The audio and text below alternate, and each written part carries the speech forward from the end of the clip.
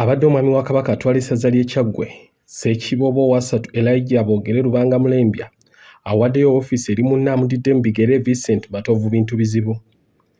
Emikolo gy'okukyusa obukulembeze gikulembeddwa Minisita wa gavumenti ez'ebitundu e Mengo, Joseph Kawuki, nga gibadde ku mbuga y'essaza ly'e Kyaggwe mu ggulu e Mukono. Kawuki asoose kulambuzibwa mbuga y'essaza n'alaba gy'eyita n'ebikolebwa mu ngeri ey'okulikulaakulanya. Mu byalambuziddwa mwe mulina emmeresezo ly'emmwanyi ennongooseemu, ng'eno y'emu ku pulojekiti essaza ly'e Kyaggwe gye liggyamu ensimbi.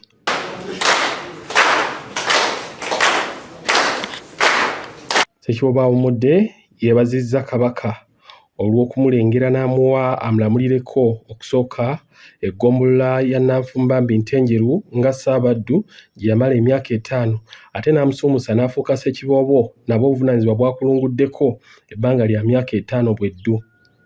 Ono alaze ebikoleddwa ku ssaza omuli okugoba ababbi b'ettaka be yasanga nga balyesenzezzaako n'ebintu ebirala njolo. Ettaka lino lirimu ebisoomozebwa nti abasaatuusi bangi eggombolola eziwerako nga Nakifuma, Ngogwe, Kawuga, Kyampisi, Kasawo tugezezzaako okugoba abasaatuusi era nga twatuukirira n'ab'amakolero kuteeseganya nabo era ebiteeso bitwayogera nabo ku nsonga z'ettaka ly'eggombolola Ngogwe tubirina mu kuwandiisizo. Ebizimbe kusaza ebizimbe byonna tubirina era nga mu kiseera kino waliwo n'omusingi gw'ekizimbe ekitannaggwa nga kati kiri mu musingi, kisaana okumalirizibwa abasuubuzi basobole okukolirako emirimu. Eggombolola ezirina obuzibu ku bizimbe ye Mutuba Musanvu Kawolo, amagye ne gavumenti eyawakati babiwamba. Najjembe nabo ebizimbe tebannaba babiddiza byonna.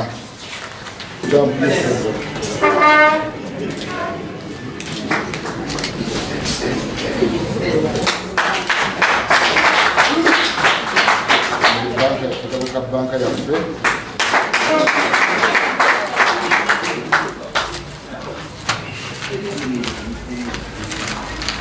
asibiridde amudidde mu bigere entanda okwagala abantu ba Kabaka n'okubagatta olwo obuweereza busobole okumugondera. Omugole ntusaba okuuma enkolagana n'abantu ba Ssaabasajja Kabaka erimu gijja kutambula bulungi. Obuweereza Uganda nkusaba okuume enkolagana n'abaweereza ababaddewo abawummudde, ate nabo balina okukuuma enkolagana eyo, awo nno obukulembeze busobole okwangulira. Okulya ennyingi si kubba maddu, ate ng'ono alya n'oli alya embeera egenda. Abantu ba Kabaka bawe obudde nabo bajja kuwuliriza era nabo bakuba obudde.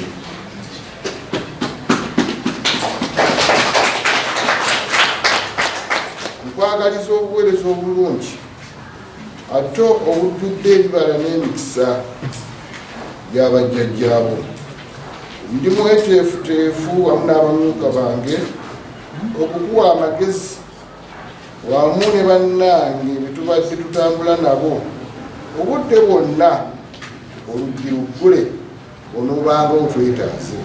Ye Ssekibobo omujja yeeyanzizza obwami n'asuubiza okukola ennyo okulaba ng'essaza ly'e Kyaggwe lyekuumira ku ntikko.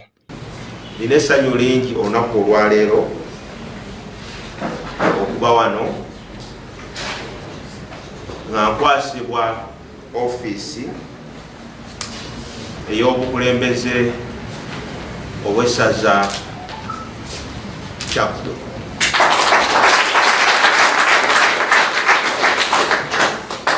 Obw'ekitiibwa Kawuki nzikiriza nti enkolagana ne Ssekibobo Awummudde ebadde ennungi era tujja kweyongera okukolagana obulungi.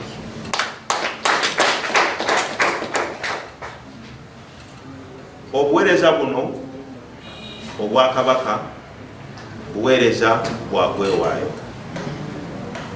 Mbasaba abantu ba Ssaabasajja mwenna bwe tuba tukolagana ne Ssekibobo Awummudde era enkolagana eyo gitwale mu maaso. Naye ate era nyongera okubasaba titwongere okukolagana ffenna. Nze ndi muweereza nammwe muli baweereza. Mu buweereza buno okujjako nga tukolera wamu awo tusobola okusitula Kyaggwe. Mbasaba obuweereza buno mufo ky'okulinnya ku muno Kagere mutuukirire obeeko ky'omugamba oba kyetaaga okutereeza kitereezebwe.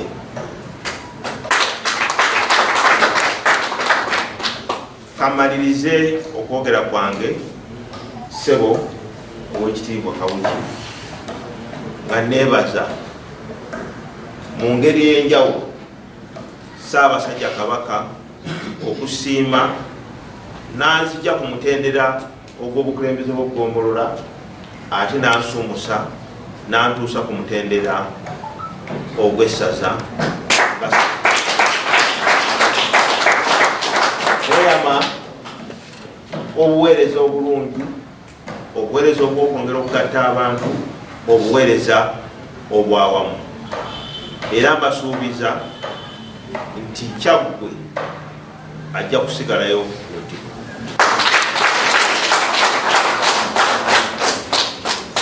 Mwebale nnyo, mwebale ddala. Ssaabasajja Kabaka awangaale. Minisita Kawuki alaze okusomooza ku babbi b'ettaka lya Kabaka ery'essaza n'embuga z'amagombolola obukudde ejjembe mu ssaza lino ery'e Kyaggwe, n'asaba abaami b'amagombolola ne Ssekibobo obuteetiririra nga balwanyisa abasaatuusa abo. Ensonga z'ettaka nnyingi nnyo e Kyaggwe eno ezitutawaanya. Ennabitimpa obimanyi biriwo ku momentamiini. Ekyampisi bingi, eggoma waliyo ebitonotono. Ow'eggombolola agezaako okubikwata n'ekibi musobera naye nga munywevu ku nsonga ezo twagala okubakwatirako ab'eggoma. Amatikuma eriyo ebizibu bingi nnyo. Ekasawo gyebiri, ekawolo gyebiri, ennagoje gyebiri, ebuyiko enjolo, Ssaabagabo Mbogo gyebiri. Ebizibu ebyo twagala naye wala gyesikonye naye eyo mbimanyi egyenjogeddeko kimanyi kino bikola ki gyebiri. Era njagala mulondole pulojekiti y'Ennalubabwe ey'emiyembe n'ebibala. Tutagirondole ettaka eryo lijja kuggwaawo ate waliwo ensonga n'ekyafaayo kinene nnyo Nnalubabwe oyo. Tusaba ensonga eyo naye mukole eki mugisse mu by'okulondoola.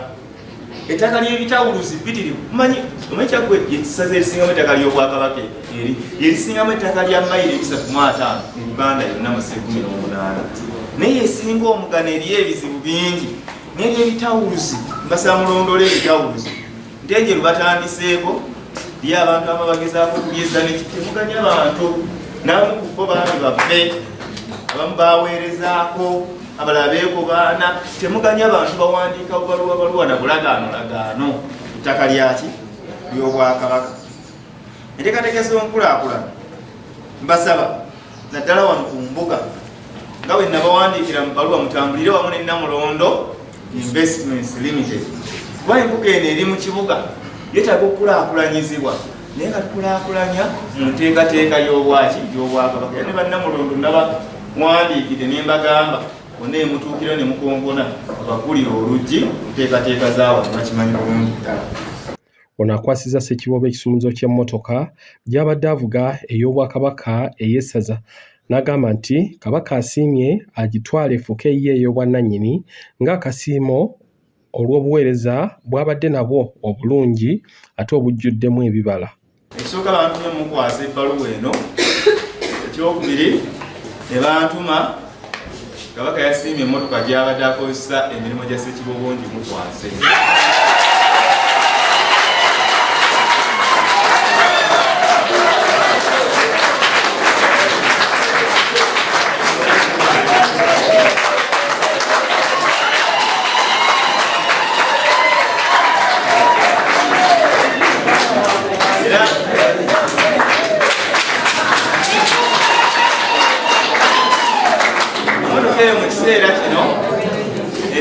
Manyaga Bika, Tobel Chowaka Buganda Investments and Kingdom Undertakings Limited. Neja kujja mu office enteekateeka zikolebwe ezibe mu mannya gaabo omuntu.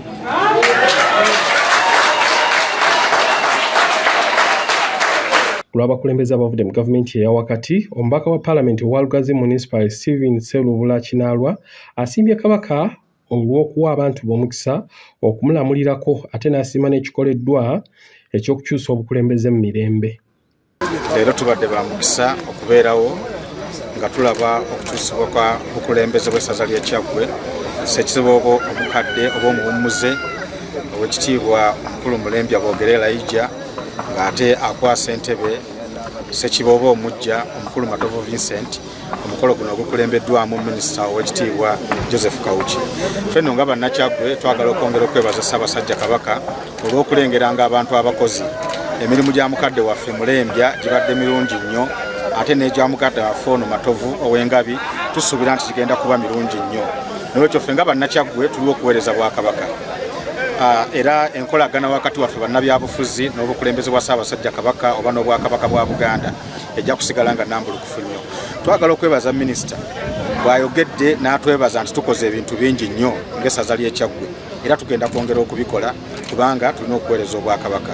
Okusoomooza okwogeddwako olw'okugeza ensonga z'ettaka ezibukanye nnyo mu ssaza ly'e Kyaggwe, okuwamba embuga za Ssaabasajja ezimu okugeza ng'eggombolola y'e Kawolo okuba nti yawambibwa tewali mirimu kumpi gya Ssaabasajja gikolebwamu.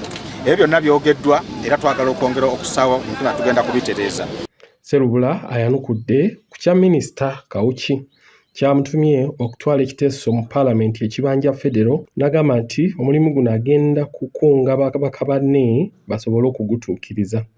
Era twagala okweyamaayi Ssaabasajja IBN nti obukulembeze bw'otuwadde obupya tugenda kukolagana nabwo bulungi nnyo okulaba ng'essaza lye ery'e Kyaggwe lituukira ddala ku ntikko.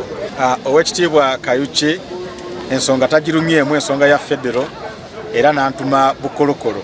Bagamba atuma omukulu Tamagamaga aŋŋambye njanje mu paalamenti lwakiri bagigobe bugobe naye nga njogeddeko. Njagala okweyama mu maaso g'abantu bano bonna bannakyaggwe era nga minisita bw'atugambye era nga bw'antumye.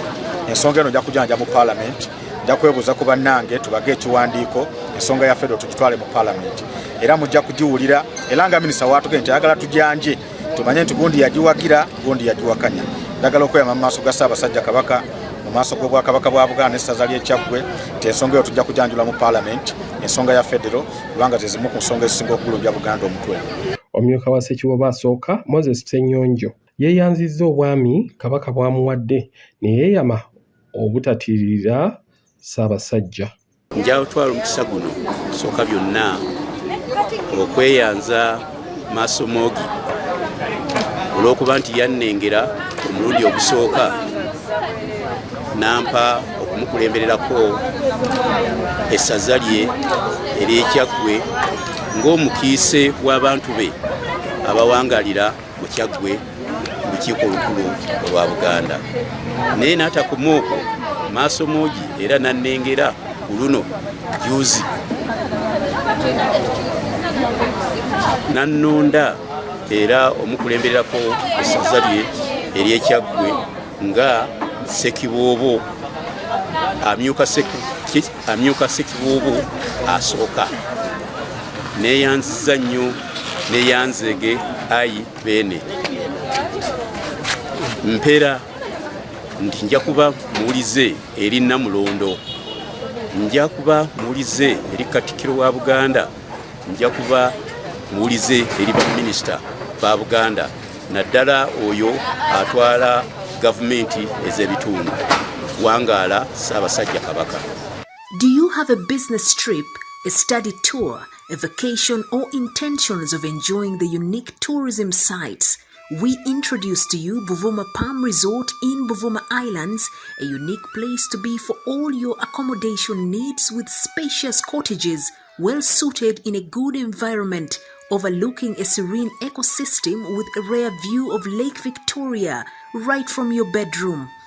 While at Buvuma Palm Resort, you will be treated to free sights and sounds from different bird species, monkeys, and a magnificent view of attractive rocks, palm oil plantations, boat cruises, forest walk, bicycle riding, among others. Buvuma Palm Resort has first-class conference facilities with a unique taste of foods prepared by experienced chefs. It is located in Buvuma district on the main island near the district headquarters. It also boasts of a helicopter landing pad and a playground. On your way to Buvuma Palm Resort, it's just 88 kilometers from Kampala city centre to Chiindi landing site, and it's 30 minutes travel in a boat to Buvuma. You are welcome as you take the best experience of traveling on the waters of Lake Victoria with the available sailing means with either passenger boats or the magnificent modern ferry, the MV Palm. Buvuma Palm Resort has so far been a dear destination for dignitaries, including prime ministers, ministers, parliamentary committees, but above all, the Katikiro of Buganda, Charles Peter Mayiga. Abantu ba Buganda na ba Uganda bajjeko Buvuma bawummuleko. Waliyo hoteri ng'eno Palm Resort. Bintu bya mulembe. Oli muzadde ng'okyalemereddwa ku ssomero ki mw'oyinza otwala omwana wo omwaka guno? Nsonga ki ekyakulemesezza? School fees bakusabye nnyingi? Olugendo lunene ng'ebyentambula bikyakalubye? Nandi ky'onoonya essomero erinaalabirira obulungi omwana wo? Okuviira ddala ku by'okusoma mu kibiina, okuzannya n'okutumbula ebitone, ekyokuddamu si kirala. Ly'essomero lya Prudence Junior School, Empoma Mukono lisangibwa ku luguudo oluva e Mukono okudda e Kayunga, nga wakayitako mu katawuni k'Ekisowera opposite n'Empoma Girls School. Prudence Junior School liri mu kifo kigazi bulungi era ekisirifu, ate nga lirina abasomesa abakugu ddala, ebyokwerinda ku ssomero biri gguluggulu, ebyentambula babikolako anti emmotoka ezitambuza abaana weeziri. Essomero lya Dene Boarding nga mu kaseera kano okuwandiisa abayizi kugenda mu maaso awo ku ssomero. Liwandiisa abayizi okuva ku daycare, nursery paka ku P7. Ebisale birungi ddala ng'abaana abava ewaka basasula emitwalo 3 gokka, ng'ate bo ab'ekisulo basasula emitwalo 6 gyokka. Abaana balya bulungi ne bakeera ku ssomero nga basanyufu. Bw'ayagala okuwandiisa omwana n'okumanya ebisingawo, kuba ku noti 7 noti 1 29 92 38 oba noti 773 noti 62 21. Prudence Junior School, tuwa omwana wo tumusomese, togenda kwejjusa. Our dear parents, thank you for paying us school fees, and we still need your support because education is the key. May God bless you